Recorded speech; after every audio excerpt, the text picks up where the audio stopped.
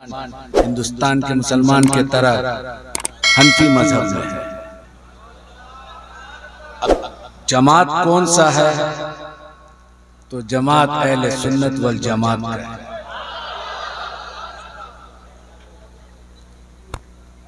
आज से 250 साल पहले 4 बुजुर्ग हिंदुस्तान आए थे चीन से। उनको सिलसिला नक्शबंदिया मुजद्दिदिया में बैत किए, खिलाफत दिए। उन 4 में 3 इमाम थे, तीनों को इजाजत और खिलाफत मिली। चौथा एक शख्स अय्यूब नाम था, वो सिर्फ बैत होके मुरीद होके वापस गए हिंदुस्तान से।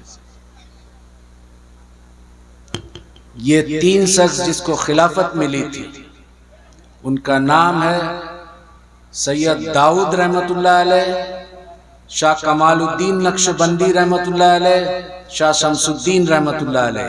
ये 3 खानका 250 साल से चीन में मौजूद है आज तक। चीन के कम्युनिस्ट पार्टी इस वक्त चीन दुनिया में बहुत पावरफुल कंट्री है। आज हम तमाम मोबाइल्स यहाँ रखा हुआ, वो लगभग 90% चीन का पैदावार है। मेरा चचा नक्शबंदी सिलसिला के बहुत बड़े मशाइख थे, 12 से 12.5 लाख मुरीद था। सुभान अल्लाह। उन्होंने हमें तरबियत दी। अब मेरा ताल्लुकात हिंदुस्तान से इसलिए है कि मेरे वाली साहब हिंदुस्तान आए, मेरा माँ हिंदुस्तान के। मेरी तालीम चाइना में हुई। जब तमाम तालीम खत्म हो गया, ग्रेजुएशन हो गया चाइनीज जबान में, तो मेरा वाली साहब कहे कि क्या बनना चाहते हो? Doctor, engineer. तो हमने कहा कि हमारे आबो अजदाद क्या थे, हम अपने दादा के बारे में ज्यादा जानकारी नहीं था। बोले हम सब नक्शबंदी सिलसिला के थे। हमारे वाली साहब यानी कि मेरा दादा शाह कमालुद्दीन नक्शबंदी रहमतुल्लाह अलैह, मेरा वाली साहब कहे कि वो दीन का खिदमत किए, उसका वाली साहब दीन का खिदमत किए। तो हमने कहा कि जब इस खानदान से हम बिलोंग करते हैं तो फिर हमें दुनियावी तालीम क्यों दी? दीनी तालीम किसी मदरसा में देना चाहिए था। तो बोला कि आका अलैहिस्सलाम का एक मशहूर वाक़यात है, हदीस नहीं है, कि इल्म सीखना के लिए अगर चीन जाना पड़े, बस इस वजह से हमारा ताल्लुका चीन से है। और ये आका अलैहिस्सलाम के जमाने में बहुत मशहूर था, इसलिए हमने चीन भेज दिया तुम्हें। बहरहाल तब मेरा शौक और ज़ौक़ इमाम रब्बानी मुजद्दिद अफ़सानी रहमतुल्लाह अलैह पे हुआ कि सिलसिला नक्शबंदी मुजद्दिदी का बानी जो है इमाम रब्बानी मुजद्दिद अफ़सानी रहमतुल्लाह अलैह। तो जिस शख्स के बारे में मैं जानता नहीं, उनके मजार में जाकर किस तरह ताज़ीम और तकरीम किए मैं नहीं जानता, इसलिए मैं नहीं जाता था। पहले इस शख्स के बारे में जान लूं, फिर उसके बाद तो मैं स्टडी करने लगा, उर्दू पढ़ने लगा। फिर बहुत जल्दी पढ़ा, क्योंकि बरस जब शौक होता है किसी लैंग्वेज को सीखने के लिए, तब अल्लाह ताला भी मदद करता है। वो दीन का मामला था, तसव्वुफ का मामला था, तो बहुत जल्दी ये मरहला ख़त्म हुआ। फिर बहुत सारे अरब ममालिक में मैं गया देखने के लिए, मिस्र, सूडान, इथियोपिया, जितना अरब मुल्क है।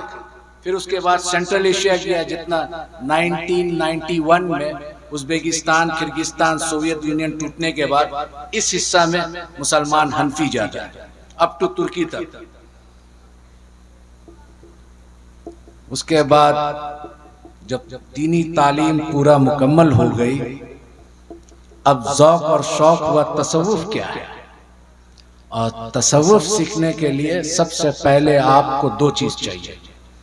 एक आपको कामिल मशाइख, जिसको हम पीर साहब कहते हैं। आज यहाँ एक बहुत बड़े पीर महबूब अली शाह रहमतुल्लाह अलैह यहाँ आज हम लोग को हाजिरी का नसीब हुआ। वो कौन शख्स थे, क्या थे, जो दुनिया भूल नहीं पा रहा है? वो पूरी जिंदगी तसव्वुफ के बुजुर्ग थे। जब तसव्वुफ के बुजुर्ग सुलूक की राह में कमालात हासिल कर लेते तो अल्लाह ताला उनको अपना दोस्त बना लेता है। और विलायत के नेमत से नवाज देता है। तो उन्हीं के एक ज़ौक़ और शौक़ और एक रूहानी निस्बत हमें यहाँ खींच के लेके आई। मेरा मादरी ज़बान चाइनीज़ है। अब चीन के बारे में थोड़ा मैं जानकारी दे दूं।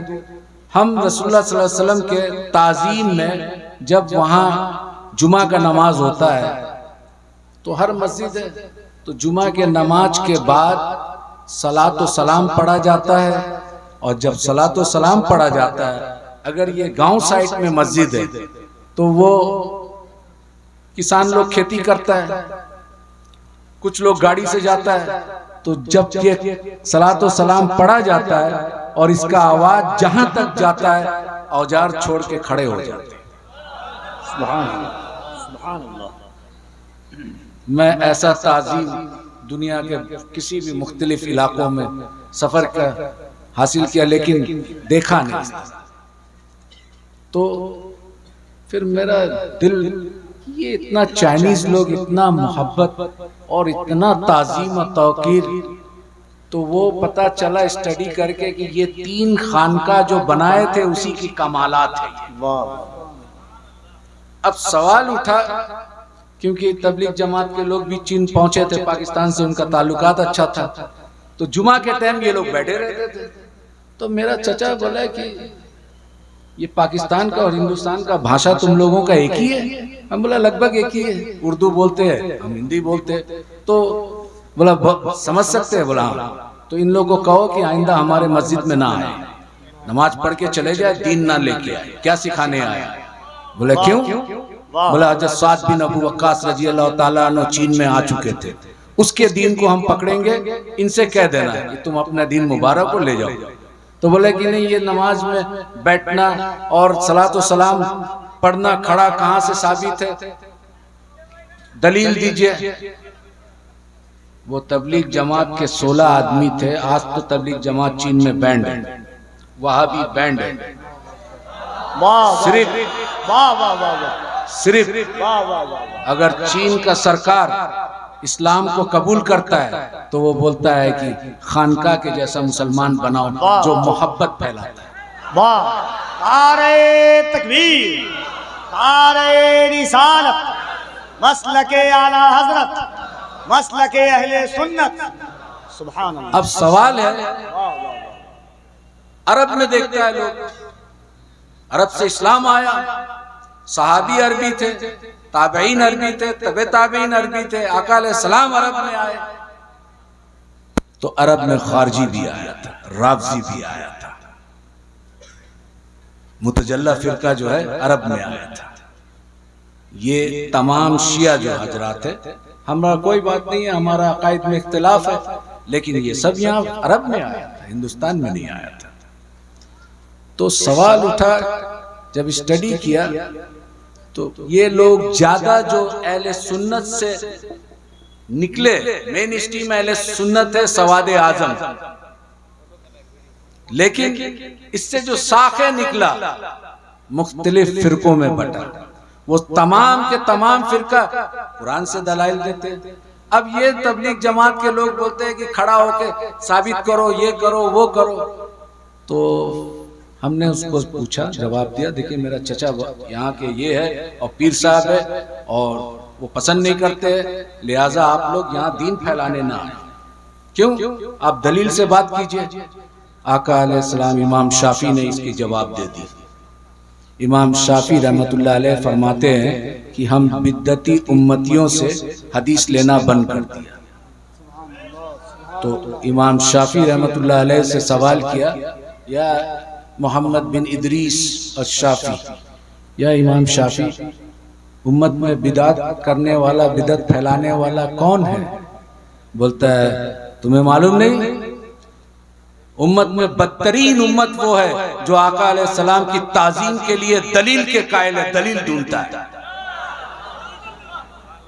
आका अलैहिस्सलाम के ताजीम के लिए जो दलील मांगे वो इमाम शाफी के नजदीक बदतरीन उम्मत है। जवाब देती है।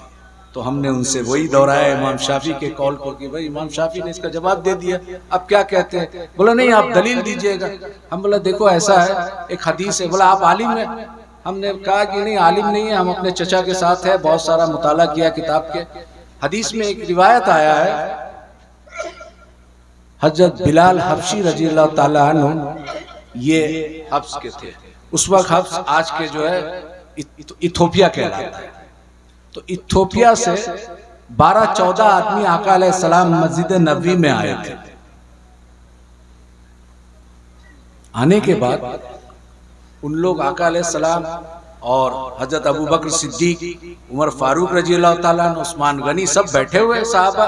तो ये जो अफ्रीका के लोग 7 फुट 6.5 फुट के लंबा मोटा चौड़ा बॉडी का, ये सब जो है जिस तरह खाना काबा का तवाफ करते हैं उसी तरह आका अलैहिस्सलाम बैठे हुए और चारों यार सब साहबा बैठे हुए। वो एक तरफ उठ के एक पांव उठा के मोहम्मद बिन साले, मोहम्मद बिन साले, और एक हाथ उठा रहे, एक हाथ ऐसा कर रहे और ऐसा घूम रहे। तो उमर बिन खत्ताब रजी अल्लाह ताला अन्हु खड़ा हुए, रोकने का कोशिश किया। आका अलैहिस्सलाम फरमाए या उमर बैठ जा, बैठो, कर लेने दो पूरा। फिर जब पूरा खत्म हो गया तब बैठे। तो फिर आका अलैहिस्सलाम उमर को मुखातिब करके अब पूछो क्या पूछना चाहते हो। तो जब उमर बिन खत्ताब पूछे उनसे कि तुम लोग ये क्या करते हो, तो वो जवाब सुन लीजिए, हम अपने राजा का इस्तकबाल इस तरह करते, आप 2 जहां के राजा है तो आपके इस्तकबाल इस तरह ना करूं। वो अजमी थे, अरबी नहीं थे। तो हदीस में आया ये रिवायत। 12 तौहीद, क्योंकि अहले अरब जो खास करके वहाबी अपने आप को सल्फी या हिंदुस्तान में अहले हदीस कहते हैं, वो कहते हैं कि अहले सुन्नत के पास में तौहीद नहीं है। हमारे बुजुर्गाने दीन जो गुजर के आए ये सब तौहीद के उस मकाम पे पहुंचे जहां पर तौहीद के मार्फत, अल्लाह की मार्फत हासिल कर ली। तुम जो तौहीद का बयान करते हो, वसीला को मानते नहीं हो, तो उस पर थोड़ा डिबेट हुआ हमसे। तो हमने कहा कि देखो खुदा मत बनो। बोला हम खुदा कैसे बनते, माज़अल्लाह अस्तगफिरुल्लाह। हम बोला वो रब्बे जल जलाल होकर अपने तौहीद को बयान करता है तो क्या कहता है, कुल हुवल्लाहु अहद, कह दीजिए ऐ मेरे महबूब कुल। कुल का माने कौन है ये समझो, कुल कह दीजिए। किससे कह दूं? मेरे बंदों से, आप अपने उम्मतियों से कह दीजिए वो अल्लाह एक है। तो अल्लाह रब्बुल इज्जत अपने तौहीद को बयान कर रहे वसीला रिसालत से, और तुम बंदा होकर वसीला रिसालत को हटा के खुदा की तरफ पहुंचना चाहते हो। ये तो नामुमकिन है, ये तो खुदा का सुन्नत भी नहीं। इस तौहीद को ले जाओ, ये शैतानी तौहीद है। हम उस तौहीद को मानते हैं, अहले सुन्नत वल जमात के हुजूर गौसुल आजम रजी अल्लाह ताला अन्हु के तौहीद को मानते हैं। अभी एक अल्लामा ने कहा, तेग अली शाह रहमतुल्लाह अलैह, मेरा एक निस्बत हजरत तेग अली शाह रहमतुल्लाह अलैह के खलीफा थे अब्दुल गफूर रहमतुल्लाह अलैह। उनका एक खलीफा थे जो बांग्लादेश में है, शाह नबी बख्श रहमतुल्लाह अलैह। उनसे भी इस्तिफादा का मौका मिला। तो वो जब बुजुर्गों से आप इस्तिफादा करते, उनकी जूती सीधी करते, तो उनका कुछ फैज़ तो मिलता है। और जब वो फैज़ मिलता है तो फिर आप एक खुशबू वाला फूल होते हैं, लेकिन खुशबूदार फूल के साथ जब जुड़ते हैं तो उसकी तासीर जो है आपके अंदर आने लगता है, तो आपका भी महक होने लगता है। तो ये तौहीद छोड़ दो, क्योंकि रब होकर वसीला रिसालत से अपना तौहीद बताता है, और तू बंदा होकर रिसालत को हटा के डायरेक्ट खुदा तक पहुंचता है। वो तो खुदा का सुन्नत नहीं है, और तू खुदाई दावा कर रहा है उससे बढ़कर। ये सुन्नत, ये तौहीद नहीं चाहिए। दूसरी एक बुजुर्गाने दीन क्या सिखाते हैं भाई, एक जब जाहिरी इल्म हासिल कर ले, उसके बाद अल्लामा का डिग्री ले ले, अब वो बातिन के अहवाल को सुधारने के लिए कहाँ जाए? तो वो किसी बुजुर्ग कामिल वली की तलाश करता है। बहरहाल जो भी सिलसिला हो, और जब वो तलाश करता है तो उसकी जूती सीधी करता है, उस वक्त तक सीधी करता है जब तक अपना इरादा अपने उस्ताद के इरादे में गुम ना कर दे। अब उस्ताद जो चाहता है वो करता है। इसको फनाफिल शेख कहते हैं कि अपने इरादा को तर्क कर दिया और अपने उस्ताद के इरादे को गलबा लाया। वो जो बनाना चाहता है वो बनना चाहता है। वो क्या सिखाते हैं? 2 सब्जेक्ट, तमाम खानका में 2 सब्जेक्ट, एक रूह, दूसरा नफ्स। रूह और नफ्स का क्या ताल्लुकात है, तमाम बुजुर्गाने दीन का फोकस इस पर है। अब इसको एक एग्जाम्पल के तौर पर हम समझाते हैं। हमारा एक जिस्म है, जिस्म में एक मुल्क है, उसका कैपिटल उसका दिल है। 2 पॉलिटिकल पार्टी है अमेरिका में, 2 पॉलिटिकल पार्टी है, डेमोक्रेटिक रिपब्लिक। हिंदुस्तान में मल्टी पार्टी सिस्टम है। अब 2 पार्टी लड़ाई करता है कैपिटल को कब्जा करने के लिए, रूह और नफ्स। रूह कोशिश करता है बंदों का कल्ब को हासिल करने के लिए, नफ्स कोशिश करता है बंदों के कल्ब को हासिल करने के लिए। जिसमें 2 पॉलिटिकल पार्टी के हैसियत से अगर रूह गलबा आ गया या नफ्स गलबा आ गया तो अक्ल सलीम प्राइम मिनिस्टर होता है, इसको खबर देता है मेरा हाथ पांव देखना सुनना ये सब डिफरेंट मिनिस्ट्री है। तो जब नफ्स गलबा पा लेता है और पूरा इसका कल्ब पे नफ्स का गलबा हो जाता है तो इसको बुजुर्गाने दीन इस दिल को कहते हैं कल्ब जुल्मानी, क्योंकि नफ्स का गलबा हो गया, रूह इसका कमजोर है। सूफी क्या कहते हैं? उनको तस्किया नफ्स के वजह से उसकी नफ्स को कमजोर करते हैं और रूह के ताबे कर देते हैं। जब नफ्स गलबा पा लेता है, कल्ब को कब्जा कर लेता है और अक्ल सलीम को कहता है कि मुल्क में अब मेरा जीत हो गई, अब ये वो सुनेगा जो नफ्स चाहेगा, तो गुनाह करता है। और उसके ऑपोजिट में नफ्स हार जाए, कमजोर हो जाए, रूह गलबा पा ले। और रूह जब गलबा पाता है तो रूह तो जमीन का चीज नहीं है, रूह अरवा से आया, अल्लाह से वादा करके आया, अलस्तु रब्बी कालू बला, उसको पूरा करके जाना है, जिस्म को लेके जाना है। तो जब रूह कब्जा कर लेता है कैपिटल को तो उसका पूरा जिस्मानी, उसका डिफरेंट पार्ट्स ऑफ मिनिस्ट्री, वो तमाम वो काम करता है जिससे रूह को सुकून मिलता है। उसको सूफिया कहते हैं कि इस बंदे का कल्ब रूहानी। ये है खानकाई निजाम, ये सिखाते हैं तस्फिया कल्ब। अब तीसरा एक है और इसी पर मेरा तकरीर खत्म कर दूंगा।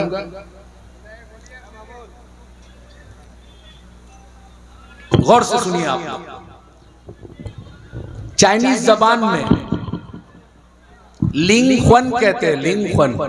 अज़ीज़ान मिल्लत इस्लामिया, शहज़ादे गौसे आज़म, औलाद रसूल हुज़ूर सैयदी शबाहत मियां साहब क़िबला की आमद है। इस्तक़बाल कर लें पूरा मजमा दिल लगाकर। नारे तकबीर, और ज़रा बुलंद आवाज़ से नारे तकबीर, नारे रिसालत।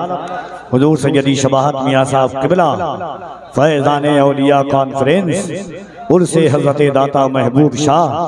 नारे तकबीर, नारे रिसालत।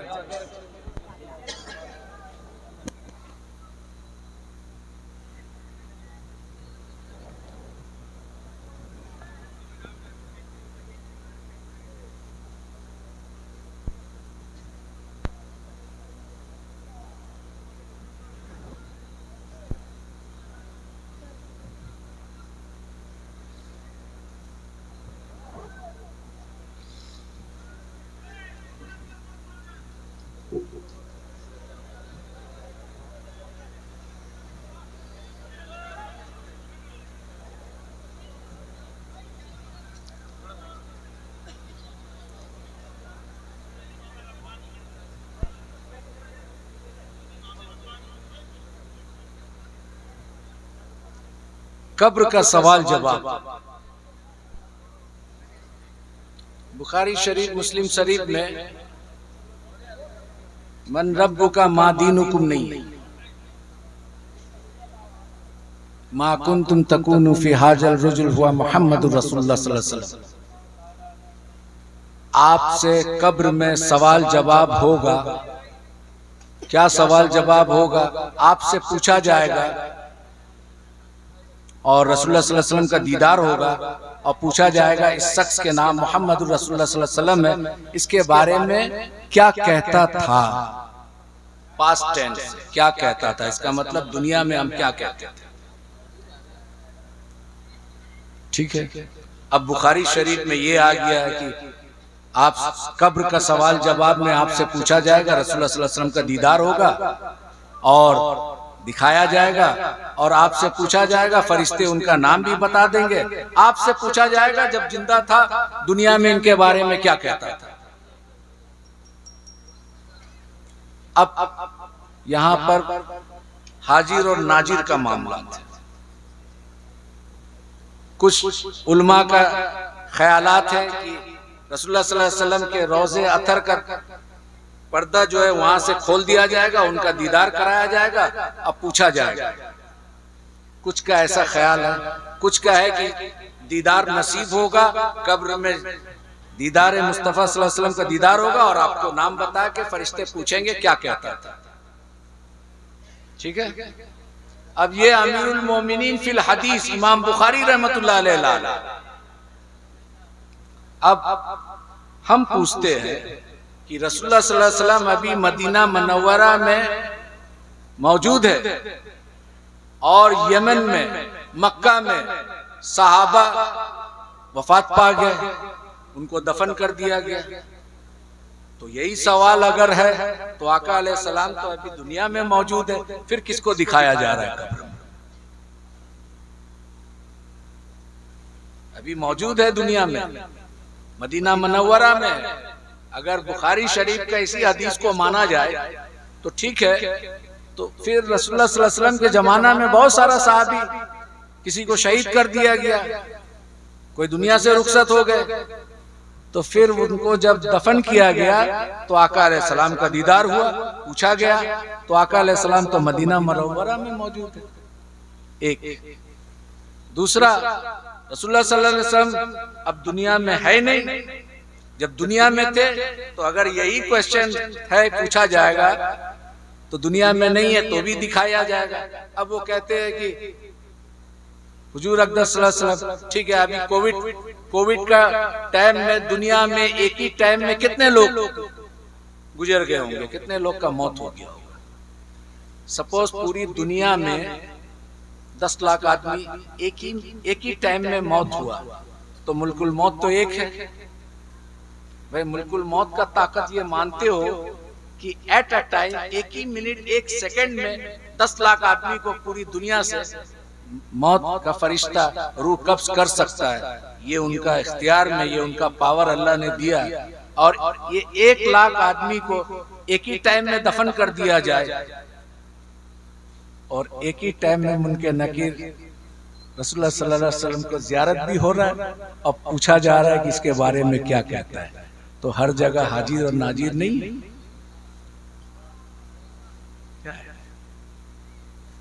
हमारे बहुत सारे असलाफ जो बुजुर्गाने दीन गुजरे, इमाम जलालुद्दीन सूती रहमतुल्लाह अलैह, तो कहते थे हम आलिम बेदारी में ज़ियारत किया रसूलुल्लाह सल्लल्लाहु अलैहि वसल्लम का। इमाम रब्बानी मुजद्दिद अल्फसानी रहमतुल्लाह अलैह वो तशव्वुद में अशहदु अल्ला इलाहा भूल गए थे, क्योंकि अस्सलामु अलैका अय्युहन नबी जब बोले थे तो उसको जवाब रसूलुल्लाह सल्लल्लाहु अलैहि वसल्लम दिए थे, वो उंगली उठाना भूल गए। आज समरकंद, बुखारा, उज़्बेकिस्तान, अफगानिस्तान का नॉर्दर्न पार्ट जो नक्शबंदी आज भी नहीं उठाते, बोलते इमाम रब्बानी भूल गए। नहीं, मकतूबात रब्बानी में उन्होंने खत लिखा। वो काजी नौमान बदख्शी रहमतुल्लाह अलैह को खलीफा थे कि देखो फकीर ने जो है नमाज में इस तरह का मामलात आया तो तशव्वुद में, क्योंकि आप हनफी है तो हनफी है तो अशहदु अल्ला इलाहा उठाएंगे, लेकिन आपने भूल गए। क्योंकि उस वक्त भूलने का कारण ये था कि रसूलुल्लाह सल्लल्लाहु अलैहि वसल्लम का सलाम का जवाब सुन लिए थे, और जो शख्स रसूलुल्लाह सल्लल्लाहु अलैहि वसल्लम का जवाब सुन ले वो किस्सा ये सुन्नत याद रहेगा। तो उन्होंने कहा कि मैंने अपने खलीफा को लिखा, वो वक्त के मुजद्दिद थे लेकिन साहिब शरीयत तो नहीं थे। आज भी चाइना के बहुत सारा रिमोट एरिया में वो नहीं करते, बोलते इमाम रब्बानी रहमतुल्लाह अलैह के मकतूबात रब्बानी में नहीं है। बराबर। तो एक ही टाइम में इतने लोग का मौत हुआ और एक ही जगह में नहीं हुआ, दुनिया के मुख्तलिफ इलाकों में हुआ, एक ही साथ दफन कर दे और एक ही साथ किसका दीदार हो रहा है? रसूलुल्लाह सल्लल्लाहु अलैहि वसल्लम को दिखाया जा रहा है। अब पूछा जा रहा है कि इस शख्स के बारे में क्या कहता था, तो फिर हाजिर और नासिर का क्या माने? यही तो माने। बहरहाल एक छोटा से वाकयात है, वो मैं बयान कर दूं, उसके बाद मैं खत्म करूंगा, क्योंकि मैं डायबिटीज से 35 इयर्स हो गया। मैं 10 बजे सो जाता हूँ, सुबह 4 बजे उठता हूँ। तो वो मौलाना शौकत साहब ने रिक्वेस्ट किया कि आज, तो खैर बहरहाल कोई बात नहीं। मेरा चचा चीन में बहुत बड़े बुजुर्ग शाह शहीद रहमतुल्लाह अलैह, अभी हाल फिलहाल 4, 5, 6 साल हुआ इंतकाल कर गया। तो उनके पास आए, वो बड़ा खामोश रहते थे, 91 इयर्स तक हयात था, लेकिन कमजोरी के वजह से वो खड़ा बैठ के नमाज नहीं पढ़ाए। नमाज के टाइम में बहुत जलाल हो जाते थे, इमामत करते थे। तो घर में सब लोग बोला कि आप इतना उम्र हो गया तो आप बैठ के नमाज पढ़े। बोला इमाम बैठ के नमाज नहीं पढ़ेगा, या तो हम अपना बेटा को दे दे इमामत करने, मैं पीछे बैठ जाता हूँ। तो उनके पास कुछ लोग आए, बोले हुजूर रसूलुल्लाह सल्लल्लाहु अलैहि वसल्लम का दीदार हमने सुना, आपके वाली साहब बहुत लोगों को इस जगह में रसूलुल्लाह सल्लल्लाहु अलैहि वसल्लम का मुरीद करके 3-4 दिन में दीदार करा दिए थे, तो आप भी करा दिए, कैसे होगा? तो चचा देखे बहुत सारा लोग ऐसे, बोला ठीक है कोई बात नहीं है, अभी थोड़ा मुरीद में ट्रेनिंग हो। उसमें एक लड़का बड़ा जिद्दी था, उसका नाम था सलाउद्दीन। वो थोड़ा चाइनीज कराटे कुंफू का मास्टर भी था, बहुत सारा अवार्ड ले चुका था। तो वो थोड़ा जिद करने लगा। तो चचा बोले ठीक है, तुम रसूलुल्लाह सल्लल्लाहु अलैहि वसल्लम का दीदार करोगे, कसरत से दरूद शरीफ पढ़ो और कसरत से सुन्नत पर अमल करो। तुम 40 दिन तक करो, फिर उसके बाद इंशाअल्लाह हम रसूलुल्लाह सल्लल्लाहु अलैहि वसल्लम का दीदार करा देंगे। वो शुंफा बोल के एक जगह है, वहां पे सैयद अब्दुल फतूह रहमतुल्लाह अलैह आए थे समरकंद से। उन्होंने उस जगह में कुछ तिब्बती लामा ग्रुप था, वो पूरा मुसलमान हो गया वो एरिया में। वो एरिया में चाइना का सालार कौम कहते हैं, ये लोग तुर्की से आए थे। वहां मिर्चा एक होता है, छोटा मिर्चा होता है, वो बहुत झाल, एक मिर्चा खाना मुश्किल है। तो चचा बोले कि सालाचू, हम चाइनीज में बोल रहे हो, जिस तरह मेरा चचा बोले सालाउद्दीन नीची सालाचू ना पे नाला चौकोला। सलाउद्दीन सालार चले जाओ, वहां का मिर्चा लेके आना। हदा पापा बोलते थे, बाबा, पापा माने बाबा, हदा पापा वो चितावला था छीला माय खोला आ गया। बोला सलाउद्दीन मेरे हुजरा में आ जाओ। फिर एक ताला था, चाबी लगा दिए और चाबी मेज में रख दिए। बोले मिर्चा पूरा खा लो। मिर्चा खा लिया, एक मिर्चा खाना मुश्किल है, 50 ग्राम मिर्चा। वो बस उम्र था, बड़ा शौक और शौक रखता था, तो चिबा चिबा के खा लिए। खाने के बाद उसको हिचकी आने लगा। अब वो पानी खोजे। बोला सलाउद्दीन पानी मत पीना, अगर अपना ख्वाब को पूरा करना है तो पानी मत पीना, और अगर झाल बर्दाश्त ना हो तो चाबी वहां रखना है, खोल के चले जाओ, और ये इरादा तर्क कर देना। ठीक है। अब वो परेशान, इधर छपक इधर ये इधर वो। अब थूक निकाल रहा है मुख से, और थूक में जबान को लगा रहा है, लहर रहा है। वो तो मिर्चा आम मिर्चा नहीं है। आप यहाँ कालिम्पोंग दार्जिलिंग में चले जाइए, एक छोटा सा मिर्चा आता है, उसको क्या दल्लू कुरसाई बोलते हैं लोकल लैंग्वेज में। वो एक तो खा लीजिए। आसाम में चले जाइए, भुज, वो बंगला भाषा में मिर्चा को क्या बोलता है, नहीं भूत लंका ना क्या बोलते हैं आसाम में, वो खा के एक तो दिखा दीजिए आप। तो वो सालार का वो मिर्चा खाने के बाद ये तड़प रहा है, ये कर रहा है, वो कर रहा है। बोला सलाउद्दीन नीनेन दरूद, सलाउद्दीन दरूद शरीफ पढ़ो, तुमको दीदार करना है, तुम्हारा वो ख्वाब को पूरा करो, चाबी वहां रखना है, अगर दम तोड़ दे तुम्हारा ख्वाहिश तो फिर ताला खोल के घर चले जाना, पानी पी लेना। अब वो किसी तरह से ऐसा वैसा करके, और चचा जो है तो ज्यादा उम्र हो गया था, सो गए। अब पानी भी सामने रखा हुआ है, पानी सामने है, पीना है नहीं पीना है। अब वो बोला नहीं पिएंगे। किसी तरह से फजर का टाइम में चचा उठते तहज्जुद के लिए, तो देखा ये अभी भी वैसे ही, थोड़ा देर के लिए उसका नींद। जब चचा उठे, आवाज आया वजू करने का, तो वो उठे, सोचे कि हम पानी लेके आएंगे और थोड़ा मुख में डाल लेंगे। तो जल्दी से चचा का पानी लेके आए लोटा में, और बोले कि मैं भी वजू कर लूं ताकि पानी मुख में चले जाए। तो बोला बेशक तुम मेरे लिए पानी लाए, लेकिन तुम अभी वजू मत करना। मैं क्यों? बोला तुम अभी तहज्जुद तो पढ़ोगे नहीं। बोला हम भी पढ़ेंगे, तो फिर मिर्चा का झाल खत्म हो जाएगा। बोला नहीं करेंगे। चलो ठीक है, तुम फजर पढ़ लेना। चचा तहज्जुद से फारिग हो गए, मस्जिद में चले गए, इमामत किए। अब वो पूछने लगा, चचा के हुजरा में आए कि हम पूरा मिर्चा खा लिया, पानी नहीं, ताला भी खोला नहीं, रसूलुल्लाह सल्लल्लाहु अलैहि वसल्लम का दीदार नहीं हुआ।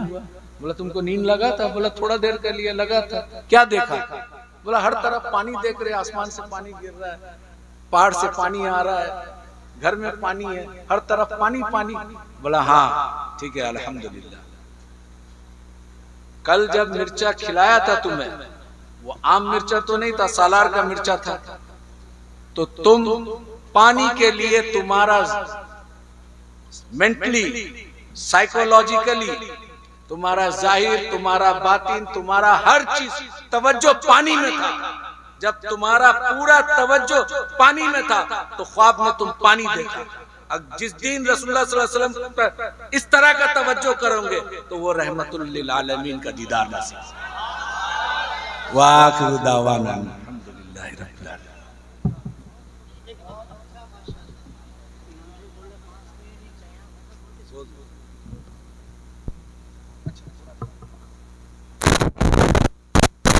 मैं जब शरीफ गया था तो मौलाना शौकत साहब ने कहा था कि कुछ वहां से तबर्रुक लेके आइएगा। फिर मैंने सोचा क्या तबर्रुक लाओ, वहां सब मेड इन चाइना का टोपी है, मेरे ही मुल्क का। बोला कोई बात नहीं है, टोपी तो जरूर मेड इन चाइना का है, लेकिन आप बगदाद से लेके आ रहे तो हुजूर गौसुल आजम के वहां पे रख दीजिएगा। तो मैं 3 दिन रखा, उसके बाद ये लेके आया। तो मैं चाहता हूँ कि वो हजरत साहब के हाथ से मौलाना शौकत साहब को दे दे, ताकि वो डिस्ट्रीब्यूट